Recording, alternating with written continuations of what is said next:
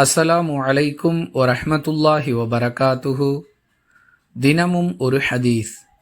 மக்களை தொழுகைக்கு அழைப்பதற்காக ஆலோசனை நடைபெற்று கொண்டிருந்த பொழுது நெருப்பை மூட்டுவோம் என்று சிலர் கூறினர். மணி அடிப்பதன் மூலம் மக்களை அழைப்போம் என்று வேறு சிலர் கூறினர். இவையெல்லாம் யூத கிறித்தவ கலாச்சாரங்கள் என்று கூறி சிலர் இவற்றை மறுத்தனர். இந்நிலையில் பாங்கின் வாசகங்களை இரண்டிரண்டாகவும் இகாமத்துடைய வாசகங்களை ஒவ்வொன்றாகவும் கூறுமாறு பிலால் ரதியல்லாஹு அன்ஹு அவர்களுக்கு ரசூலுல்லாஹி ஸல்லல்லாஹு அலைஹி வஸல்லம் அவர்கள் கட்டளையிட்டார்கள் என அனஸ் ரதியல்லாஹு அன்ஹு அவர்கள் அறிவிக்கிறார்கள். நூல் புகாரி, ஹதீஸ் எண் 603.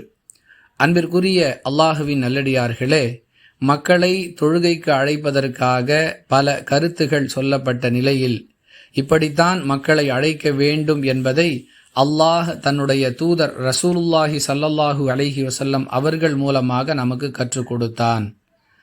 பாங்குடைய வாசகங்கள் இரண்டிரண்டாகவும் இகாமத்துடைய வாசகங்கள் ஒவ்வொன்றாகவும் இருக்க வேண்டும் என்ற கருத்தும் இதில் இடம்பெற்றிருக்கிறது. ஹனஃபி மதுஹப் என்று தங்களை சொல்லிக் கொள்ளக்கூடியவர்கள் இகாமத்திலும் இரண்டிரண்டு வாசகங்களாக கூறுகின்றனர். அல்லாஹ் தன்னுடைய தூதர் மூலமாக கற்றுக் கொடுத்த நடைமுறைக்கு மாற்றமாக இவர்கள் இகாமத் சொல்லுகிறார்கள் என்பதற்கு இந்த ஹதீஸ் மிகச்சிறந்த ஆதாரமாக அமைகிறது.